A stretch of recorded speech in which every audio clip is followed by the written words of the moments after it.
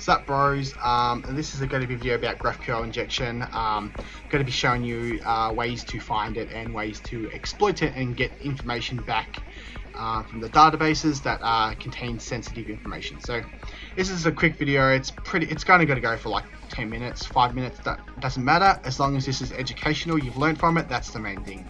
I'll see you in the video. Catch you later.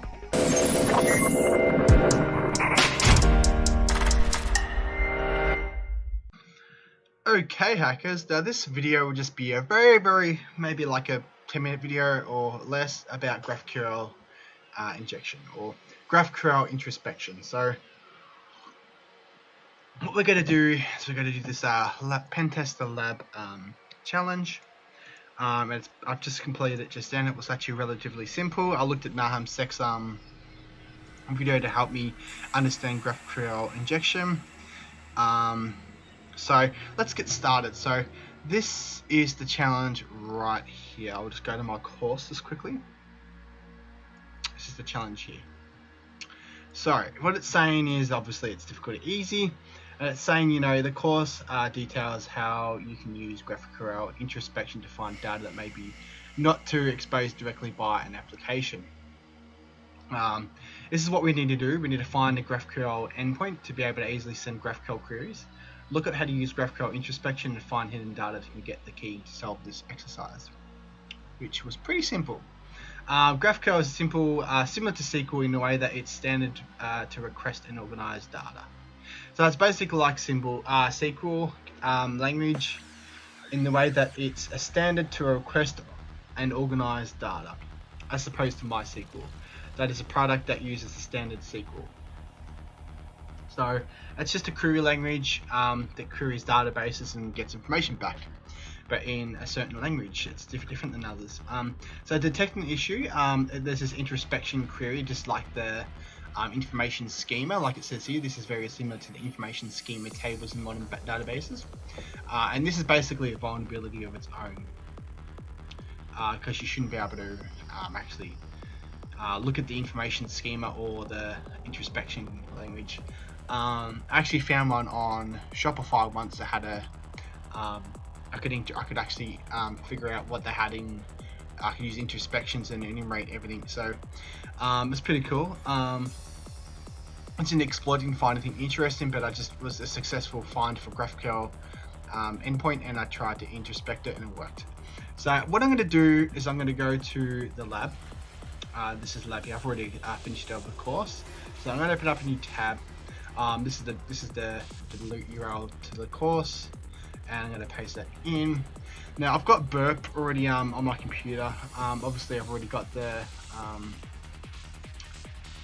interception on, but I want to show you ways that we could actually find the GraphQL endpoint.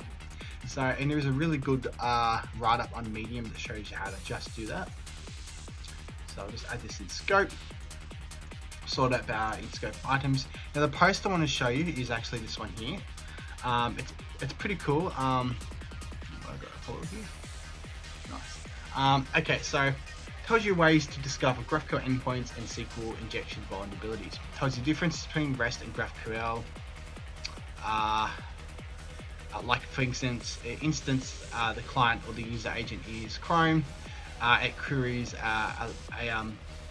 so it uses this query language to, you know, then send off requests to each one, the SQL or the MongoDB or the S3 bucket, to retrieve information back to the browser.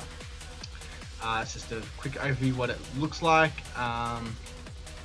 It's GraphQL, but REST is a little bit different. Looks like it can sort of query different databases and stuff all at once. Okay, so here's a quick way to actually discover GraphQL endpoints. I'm going to show you this one. So these are different endpoints for GraphQL. So you can actually use Chrome or whatever browser you're using to actually use Google Doc searches to actually find these endpoints. So for instance, for what you might do is you might go in URL.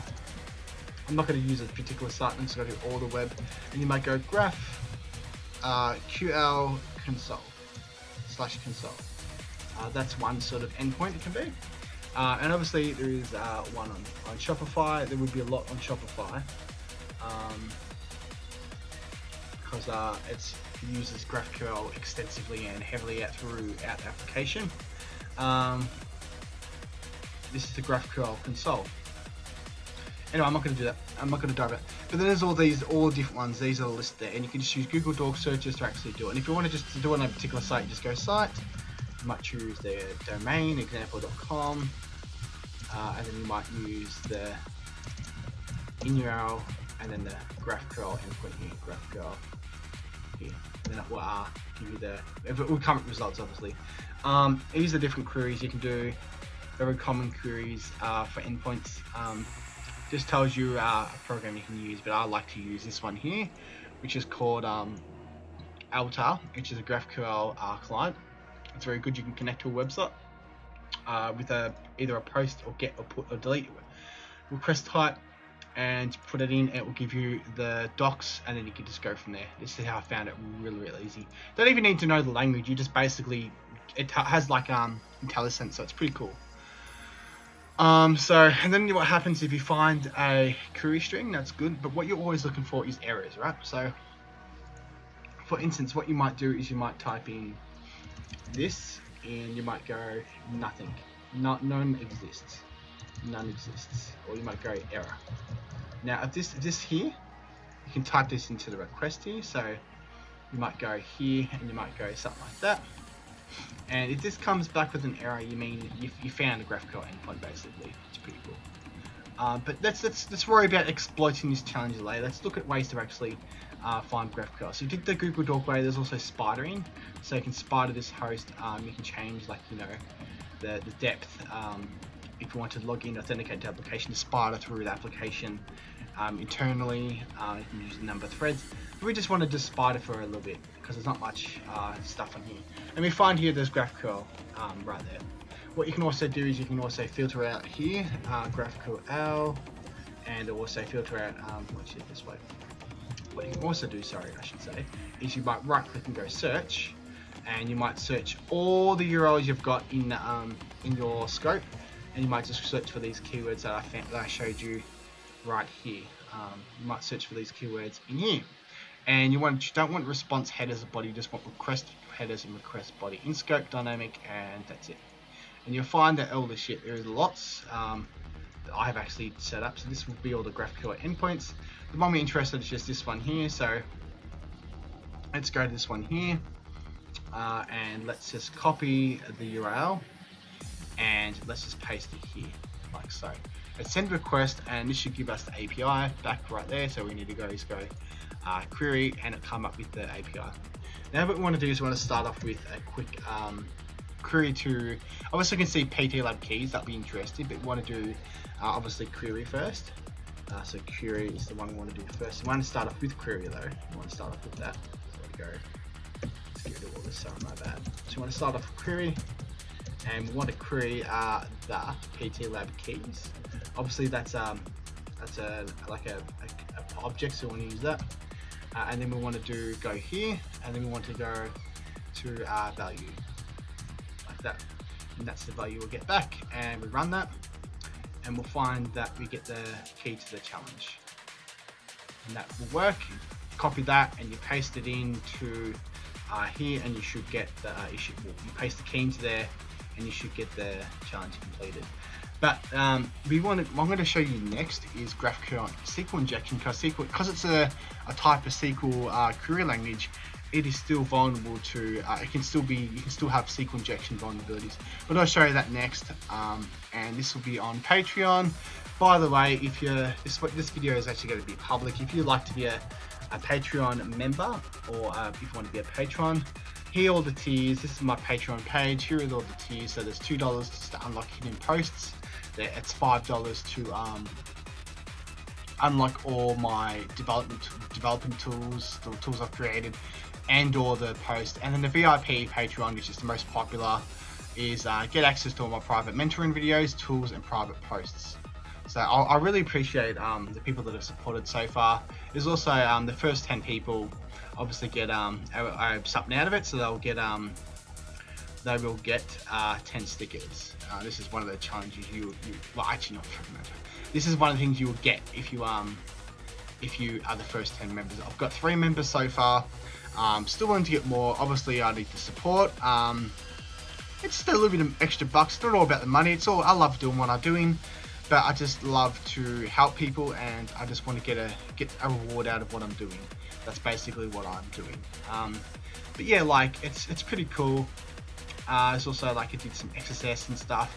This is actually the internal look into my Patreon page. You haven't actually probably seen all these because the ones that aren't Patreons. So advanced XSS techniques. I will show you a quick sneak peek of this. So it talks about like ways to actually escalate XSS. So here's a quick hey, what's up? Now this next, let's go through it quickly. In Firefox. I'll just go over different sorts of tools you can use to get XSS. Some of the ways to find DOM XSS, you know, stored XSS, and ways to actually analyze an application to find XSS, and also known as cross-site scripting. Also ways to actually do white box and black box testing and mitigations as well. So that's pretty cool. Goes over that. There's a lot of stuff on there. I release things quite frequently. Once a week I'm going to release a video on a particular bug bounty topic. Once of my Patreons, a $10 tier, will give you all my private videos as well. So I hope you enjoyed this video. Please like, comment and subscribe. Obviously all the best bug hunting. I hope you find something. I hope this has helped a lot. I hope you've learned something from this. Please comment down below if you have any troubles or if you need some help understanding GraphQL injection. Yeah, and please just keep on smashing those bugs out. Keep on trying to bug hunt. Don't expect to learn everything at once. We're not James Bond here. You just cannot learn everything all at once. It's near impossible. Focus on a particular topic, get really good at it, and just go to a bug bounty program and try and find that everywhere. And that's how you'll find a bug successfully. All the best. Have a good day, good night, good evening, good morning, whatever it is. And I'll see you in the next video. Catch you later, dudes.